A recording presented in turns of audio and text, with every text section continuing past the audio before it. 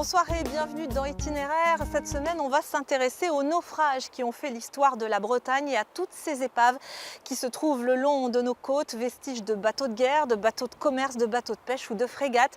Il y en aurait plusieurs milliers, à commencer par tous ceux qui se trouvent ici dans la baie de Saint-Malo, environ 350. Et parmi ces bateaux, il y a l'Hilda qui a coulé en 1905, un naufrage qui a marqué l'histoire locale.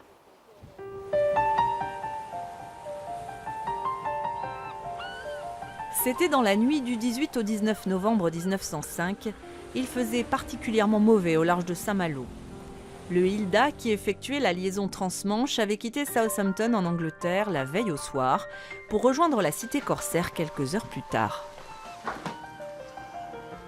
Il devait y avoir 131 personnes, dont beaucoup de Johnnies, des Roscovites, qui revenaient d'Angleterre avec leur...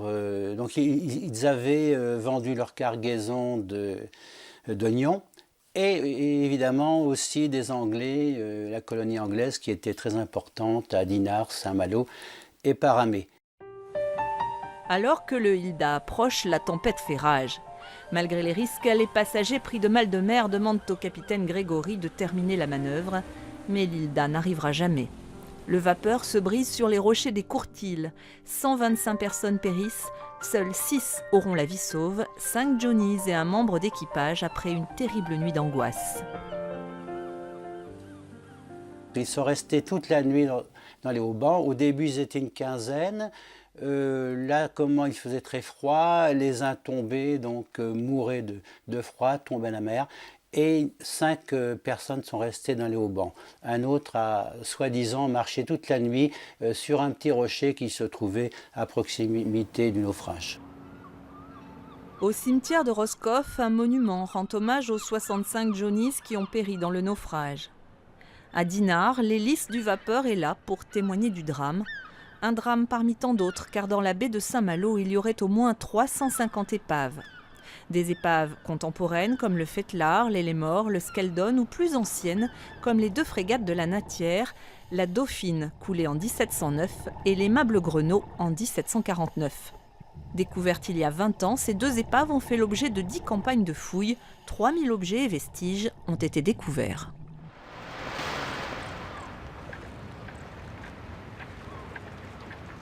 Bonjour Laetitia Leroux. Bonjour. Alors ces épaves de la Natière, elles ont été découvertes à la fin des années 90. Est-ce que pour vous elles font partie des plus belles épaves de la baie de Saint-Malo?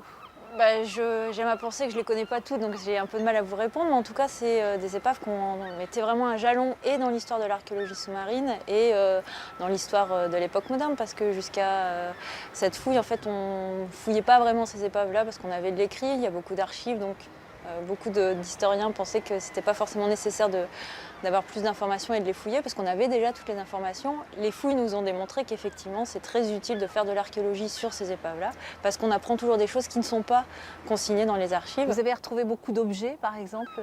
Oui, et puis ce qui est intéressant c'est qu'on trouve beaucoup d'objets très différents, c'est-à-dire qu'on va avoir des thématiques très différentes. On va avoir des objets forcément, notamment sur l'épave corsaire avec tout l'armement, donc on a une information très importante à ce sujet, mais on a aussi tous les objets qui justement ne sont pas consignés dans les archives, c'est-à-dire tous les objets qui appartenaient aux matelots. Donc ça c'est ce que justement nous permet de découvrir l'archéologie. On a des dés qui nous démontrent qu'il y avait du jeu à bord alors que les textes consignent que normalement le jeu est interdit. On a une petite râpe à tabac qui a été façonnée par un marin dans une douelle de tonneau. Donc voilà, on touche vraiment à l'humain quoi en fait. Donc oui, on a comme ça beaucoup de thématiques qui sont abordées et qui sont extrêmement riches. Ouais. Laetitia fait partie de l'ADRAMAR, l'association pour le développement de la recherche en archéologie maritime, créée en 1993. Le travail de l'ADRAMAR, c'est justement de travailler sur tout ce littoral ponantais qui était relativement méconnu. Et on a notamment un programme qui est l'Atlas Ponant, qui effectivement recense toutes les épaves des côtes du Ponant et qui permet de condenser en fait, toutes les informations dont on dispose. Et effectivement, notre travail, c'est effectivement la recherche, de faire comme ça une espèce de base de données très précise de toutes les informations scientifiques qu'on peut avoir. Mais au-delà de l'aspect scientifique, c'est aussi de restituer toutes ces informations au public.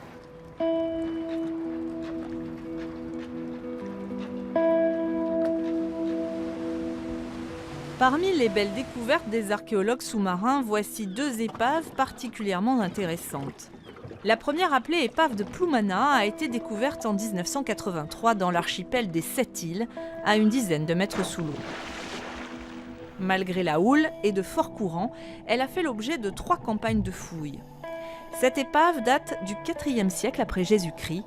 1600 ans plus tard, pas de traces de coque ni de mobilier, mais un fabuleux trésor tout de même. 271 lingots de plomb, 22 tonnes au total. Des lingots qui portent des inscriptions latines. Les scientifiques ont pu déchiffrer les noms de tribus celtiques de Grande-Bretagne, ainsi que des chiffres et des symboles. Jusqu'en 2015, elle était la seule épave antique retrouvée le long des côtes bretonnes. Mais l'été dernier, les archéologues ont mis la main sur un autre vestige près de l'île de Bas, une épave antique avec son chargement de lingots d'étain, 750 au total, sans valeur marchande, mais d'une importante valeur scientifique. Cette cargaison, elle peut provenir soit des filons qui étaient en Bretagne, Bretagne Nord, qui étaient bien en exploitation à l'époque, ou bien peut-être de Cornouailles ou d'Angleterre. Des objets avec d'étranges inscriptions, des morceaux de verre ou de céramique ont aussi été remontés à la surface par les archéologues. Des vestiges qui devraient leur permettre d'en savoir plus sur le trafic maritime en Manche durant l'Antiquité.